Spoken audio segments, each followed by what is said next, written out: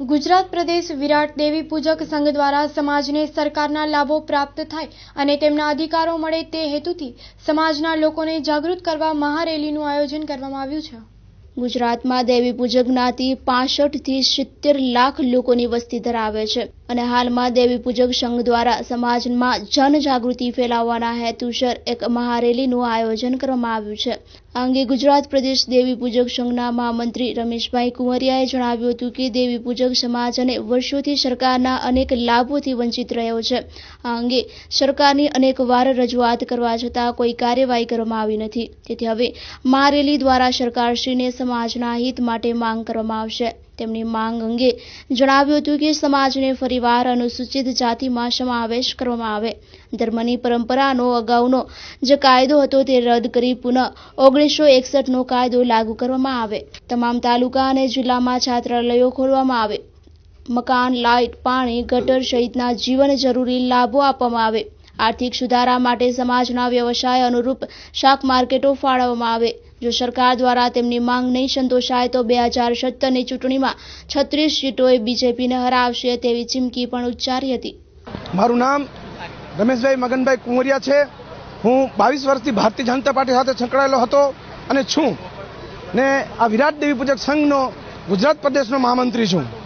આ રેલીનું આયોજન અમે 10 ફેબ્રુઆરીના પાવાગઢથી કાઢવામાં આવ્યું છે અને રેલીનો ઉદ્દેશ્ય અમારા સમાજને જે સરકારી લાભોથી અમે અમારો સમાજ સતત વંચિત રહેલો છે અને આ વંચિત સમાજ માટે થઈને અમે અવારનવારની સરકારશ્રી પાસેથી રજૂઆતો કરેલી છે, તેમ છતાં કોઈ પણ અમને એવો આશ્વાસન કે અમારી માંગણીઓ પૂરી કરવામાં નથી આવી।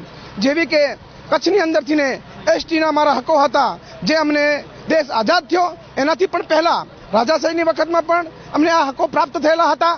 કચ્છ ગુજરાત રાજ્યમાં સમાવેશ કર્યું એનાથી પહેલા પણ મહારાષ્ટ્ર સાથે હતું, કેન્દ્ર શાસિત દિલ્હી સાથે જોડાયેલું હતું, ત્યારે પણ અમારા હકો પ્રાપ્ત થયેલા હતા અને આ હકોને જ્યારે અમારે જાણ વગર અમને જણાવ્યા વગર આ હકોને અમારા કાઢી મૂકવામાં આવ્યા। એનાથી પહેલા ગુજરાતમાં પણ આખા ગુજરાતની અંદર અનુસૂચિત જનજાતિની અંદર સમાવેશ કરવામાં અમારા સમાજને આવતો હતો, તો એક પછી એક અમારા સમાજને અન્યાય થવા માંડ્યો। એટલું તો નહીં પણ માત્ર અમારા સમાજનો જે ધર્મ છે બલિ પ્રથા, એ બલિ પ્રથા પર પણ ત્રાપ મારીને જ્યારે એ લોકો 1972નો કાયદો ઘડી નાખ્યો છે, તો અમે એ કાયદાનો પણ સખ્ત વિરોધ કરવા માટે થઈ અને અમારા સમાજને હકો છે અનુસૂચિત જનજાતિના એ પાછા પુનઃપ્રાપ્ત થાય તે માટેની સરકારને રજૂઆતો કરવા છતાં સરકારે કોઈ ધ્યાન ન દોરતા ના છૂટકે અમને આ પૂરી ગુજરાતના જન સમાજને અમારા જન જાગૃતિ કરવા માટે એકત્રિત થયા છે અને આ રેલીનું અને આ સભાનું આયોજન કરવામાં આવ્યું છે।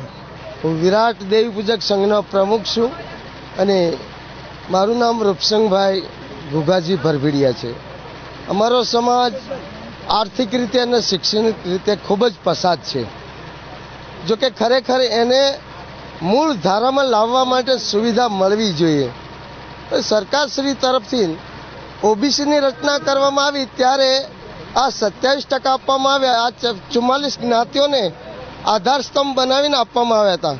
ઓબીસીની રચના 44 જ્ઞાતિઓ માટે કરવામાં આવી, પરંતુ ધીમે ધીમે એમના સમૃદ્ધ સમાજોને ઉમેરવામાં આવ્યા અને 147 જ્ઞાતિઓ ઉમેરવામાં આવી, જેથી મૂળ હેતુ આ 44 જ્ઞાતિઓને 27%નો લાભ મળવો જોઈએ, એના બદલે 1-0નો પણ લાભ મળ્યો નથી, 0% લાભ મળ્યો છે।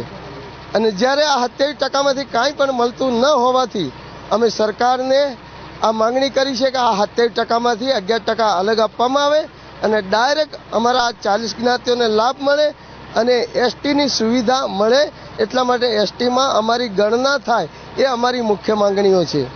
સરકાર એમ કહેશે કે ભાઈ છેવાડાના માનવીને અમે લાભ આપીશું, ગરીબી દૂર કરીશું, પરંતુ આ યોજનાઓ જે ઘડી છે એ યોજનાઓના એટલા બધા મજબૂત પુરાવા માંગવામાં આવે છે, જેથી કરીને આ અમારો સમાજ ભટકતી જ્ઞાતિ, આર્થિક રીતે નબળી જ્ઞાતિ જો ધંધા માટે રોજગાર માટે કાયમ ભટકતી રહેતી હોય તો એની પાસે એટલા મજબૂત પુરાવા જ નથી। આ પુરાવા આપી જ શકે નહીં અને એ પુરાવા મળે નહીં એટલે આ યોજનામાંથી કોઈ અમને લાભ અમારા સમાજને મળતો જ નથી। એટલા માટે અમે કહીએ છીએ કે મૂળ ધારામાં જો લાવવી હોય તો અમારી આ સમાજને આ 11% અનામત અલગ આપવામાં આવે અને એસટીમાં સમાવેશ કરવામાં આવે, તો જ અમારો સમાજ આ મૂડીવાદી યુગમાં આ હરીફાઈના યુગમાં અને આ ભ્રષ્ટાચારી યુગમાં ફક્ત ને ફક્ત 11% અનામત આપી એસટીમાં સમાવેશ કરે તો જ આ સમાજનો વિકાસ અને ઉદ્ધાર થાય તેમ છે. બાકી બીજું કોઈ પણ યોજનાઓ આ સમાજનો ઉદ્ધાર કરી શકે એમ છે જ નહીં. મારું નામ દીપેશ પરમાનંદભાઈ